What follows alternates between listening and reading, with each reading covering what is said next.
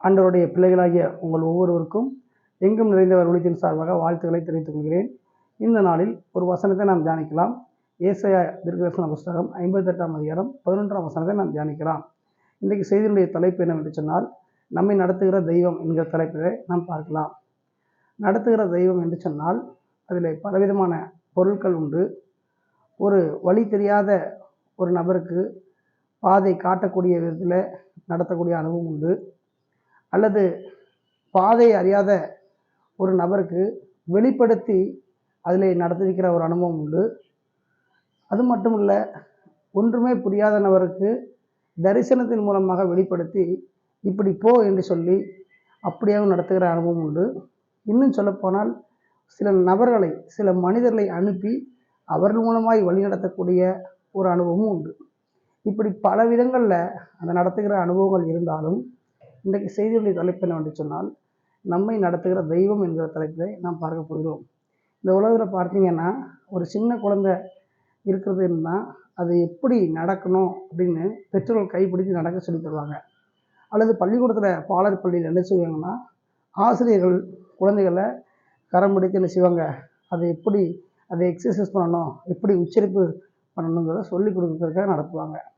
இன்னும் ஒரு படி மேலே போனோம் அப்படின்னா என்ன செய்வாங்க, உறவு முறையில் உள்ளவங்க என்ன செய்வாங்க, இன்னார் தான் இப்படி, இன்னார் இன்னும் மரம் வேணும் அப்படின்னு சொல்லி அவங்க அப்படி நடக்க பழகுவாங்க. இதுமாதிரி பல விதங்களில் நடத்துதல் இருந்தாலும் இது எல்லாமே உலகத்துக்குரிய காரியம், மனுஷனை நடத்துகிற காரியம். ஆனால் நம்மை நடத்துகிற தெய்வம் என்ற தலைப்பில் பார்க்கணும்னா, அதில் விலகி கொள்ளக்கூடிய ஒரு வித்தியாசம் என்னன்னு சொன்னால், மனிதனை கடவுள் நடத்துகிற அனுபவம். அப்படிப்பட்ட ஒரு அனுபவத்தை நம்ம நினைச்ச போகிறோம், நம்ம பார்க்க போகிறோம். அவர் நடத்துகிற தெய்வங்கிற தலைப்பில் பார்த்தோம். அவர் யாரை நடத்தினார், எந்த சூழல் நடத்தினாருங்கிறத நம்ம விளக்கமாக பார்ப்போம். இன்னும் ஏசாயா 58:11 பார்க்குறோம். கர்த்தர் நித்தமும் உன்னை நடத்தி மகா வறட்சியான காலங்களில் உன் ஆத்மாவை திருப்தியாக்கி உன் எலும்புகளை நினமுள்ளதாக்குவார்னு போட்டு. நினமுள்ளதாக்குவார்னா வலிமையாக்குவார்னு அர்த்தம். அப்போ கர்த்தர் நித்தமும் உன்னை நடத்தி மகா வறட்சியான காலங்களில் அப்படின்னு சொல்லி பார்க்குறோம். அப்போ செம்மையான பாதையில் நடத்துகிற அனுபவம் உண்டு, புரியாத அறியாத பாதையில் நடத்துகிற அனுபவம் உண்டு, இன்னும் பல காரியங்கள் சொல்லலாம். ஆனால் இன்றைக்கு வசனத்தின்படி நம்ம பார்க்குற அந்த காரியத்தில் எதை பார்க்குறோன்னா, வறட்சியான காலங்களில் பஞ்ச காலங்களில் நடத்துகிற அனுபவத்தை பார்க்க போகிறோம். இந்த பூமியில் மழை இல்லை, விவசாயம் இல்லை, வாழ வழியே இல்லைன்னு சொன்னால் எப்படி வாழ்க்கையை நடத்த போகிறேன்னு சொல்லி பல பேர் என்ன செய்வாங்க, பல விதங்களில் சிந்திப்பாங்க, குழம்பிட்டு இருப்பாங்க, அழுவாங்க. ஆனால் அப்படிப்பட்ட ஒரு சூழல் தேவ பிள்ளைகளுக்கு வரும்பொழுது தேவன் அந்த ஒரு சூழ்நிலை தான் சூப்பராக நடத்துவார்.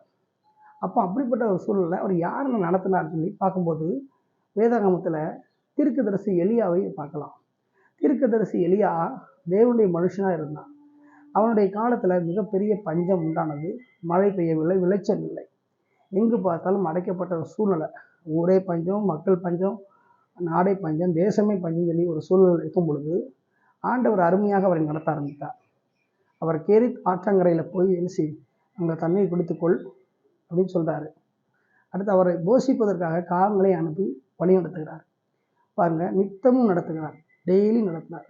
ஒரு நாள் கூட பெண்டிங் வைக்காமல், குறை இல்லாமல் நடத்துகிறார். பாருங்கள், மழை இல்லை, தண்ணி இல்லை, இப்படி.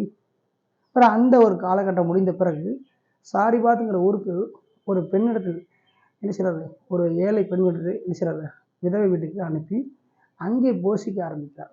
பாருங்கள், எல்லா இடத்துலையும் அவர் நடத்துகிற விதங்கள் வித்தியாசமாய் காணப்படுகிறது. தீர்க்கதரிசி என்று சொன்னால் நடந்தது, நடந்து கொண்டிருக்கிறது, நடக்கப் போகுது, 3 காரியத்தையும் முன் அறிவிப்பதை தீர்க்கதரிசி. கண்ணால் காண்பதையும் காதால் கேட்பதையும் ஆணித்தரமாக உரைப்பவனே தீர்க்கதரிசி. இறைவாக்கினர்பாங்க, ப்ராப்பர்ட்மாங்க. அப்போ அப்படிப்பட்ட தேவ மனுஷனாகிய எலியா தீர்க்கதரிசியை பஞ்ச காலம் அவருடைய காலத்தில் ஏற்பட்ட போது கூட தேவன் கைவிடாமல் நடத்தினார்.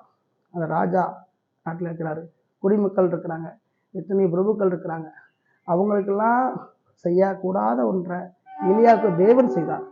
காரணம் என்னன்னு சொன்னால், தேவன் அவரை நடத்த சித்தம் கொண்டார். இதை கேட்டுக்கொண்டிருக்கிற ஒவ்வொரு தேவ பிள்ளைகளும், வாலிப சகோதர சகோதரிகளும், பஞ்சகாலம் வரும்போது, உள்ள ஒரு நெருக்கடியான காலம் வரும்போது, பணம் இல்லாத ஒரு சூழல் வரும்பொழுது, கஷ்டகாலம் வரும்பொழுது எப்படி நான் நடத்தப்படுவேன், என்ன செய்வேன்னு சொல்லி புலம்பலாம், திகைச்சு போய் நிற்கலாம். கவலைப்பட வேண்டாம். எலியா தீர்க்கதரிசி நடத்தின தேவன் அந்த வசனத்தின்படி கர்த்தர் நித்தமும் உங்களை நடத்த வல்லவராக இருக்கிறார். அது பஞ்ச காலத்தில் நடத்தினார். அதான் விஷயம். செழுமையான காலத்திலேயோ இல்லை எல்லா பொருட்களும் கிடைக்கிற காலத்திலேயோ நடத்துகிறது பெரிய விஷயம் இல்லை. ஒன்றுமே இல்லாதிருந்த காலத்தில் நடத்துகிற அந்த அனுபவமே வித்தியாசமான தனிச்சிறப்பான அனுபவம். கடவுள் மனிதன் நடத்துகிற அனுபவம் வித்தியாசமானது. அப்போ அப்படிப்பட்ட ஒரு சூழ்நிலையில் எலியா தீர்க்கதரிசியை மிகச்சிறப்பான முறையில் நடத்தின தேவன் இன்றைக்கு அந்த வாசனத்தை நம்ம சொல்லி ஜெபிக்கும் பொழுது நம்மை நித்தமும் நடத்த வல்லவராக இருக்கிறார். ஊழியத்தில் நடத்துவார், அல்லது தொழிலில் தியானம் நடத்துவார். படிச்சுட்டு வேலை இல்லாமல் இருக்கலாம், என்ன செய்யப்போன்னு தெரியாமல் அதை நடத்துவார். அந்த வசனத்தை நம்பி பிடித்து கொள்ளும் பொழுது எலியாவை நடத்தின தேவன் நம்மை நடத்த வல்லவராக இருக்கிறார். இரண்டாவதாக அவர் யாரை நடத்தினார்னு சொல்லி பார்க்கும்போது இஸ்ரவேல் ஜனங்களை நடத்தினார். அந்த இஸ்ரவேல் ஜனங்களை எகிப்து நாட்டிலேருந்து கானானை கொண்டு வரும்போது வனாந்தரத்தின் மார்க்கமாக நடத்தினார். அந்த வனாந்தரத்தின் மார்க்கம் நடத்தும் பொழுது அவர் என்ன செய்கிறார்? மிகுந்த ஒரு அற்புதத்தோடும் ஒரு அதிசயத்தோடும் ஒரு பேரன்போடு நடத்தினார். பாருங்க, வனாந்தரத்தின் வழியாய் பாலை நிலத்தின் வழியாக நடத்தினார். பாலை நிலத்தில் விவசாயம் பண்ண முடியுமா? முடியாது. அங்கே தண்ணி இருக்குமா? இருக்காது. அப்போ தண்ணி இல்லாத ஒரு இடத்துல, மழையே இல்லாத ஒரு சூழ்நிலையில் அற்புதமாய் தேவன் அவங்களை நடத்தினார். அந்த இடத்துலையும் அவர் என்ன செய்கிறாரு? அப்படியே தண்ணியை கொடுக்க ஆரம்பித்தார். அங்கே வழி உண்டாக்கினார். அது மாத்திரமில்லை, அங்கே அவங்களுக்கு போஜனம் கொடுத்தார். காடையை கொடுத்தாரு, வானத்து மன்னாவை கொடுத்தார். சூப்பராக நடத்துவார். அப்போ காரணம் என்ன? கர்த்தர் நித்தமுனை நடத்துவாருங்கிற அந்த காரியத்தை அந்த ஜனங்கள் அறிந்திருந்தாங்க. அப்போ இதை எல்லாம் கேட்குற, இதை எடுத்துக்காட்டாக பார்க்குற நம்ம எல்லா ஆண்டுடைய பிள்ளைகளும் தெரிந்து கொள்ள விஷயம் என்று சொன்னால், அது ஊழியமாக இருந்தாலும் சரி, வேலையாக தான் சரி, எந்த ஒரு காரியமாக சரி, கர்த்தர் நித்தமும் நம்மை நடத்துவார். நம்மை நடத்துகிற தெய்வங்கிறதை நாம் ஒரு நாளும் மறந்து போகக்கூடாது. ஒருவேளை கையில் எதுவுமே இல்லாமல் இருக்கலாம், சூழ்நிலை சரியில்லாமல் இருக்கலாம், நல்லா அடைக்கப்பட்ட வழியில் சூழல் இருக்கலாம், என்ன செய்வது ஏது செய்வது என்று தெரியாத சூழலில் இருக்கும் பொழுது கவலைப்படக்கூடாது. கர்த்தர் நித்தமும் நடத்துவார்.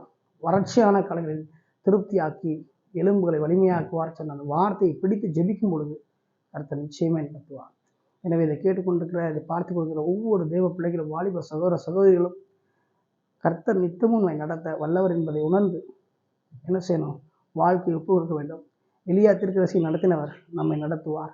இஸ்ரவேல் ஜனங்களை வழிநடத்தின தேவன் நம்மை நடத்துவார் என்பதை புரிந்து கொண்டு அந்த வார்த்தையின் மேலே விசுவாசத்தை வைத்து தொடர்ந்து தேவனை பற்றி பிடித்து கர்த்தருடைய நடத்துதலை பரிபூரணமாய் ஒவ்வொருவரும் பெற்றுக்கொள்ள வேண்டும் என்று சொல்லி எங்கும் நிறைந்தவர்களுடைய உங்களை வாழ்த்துகிறது. ஆமென்.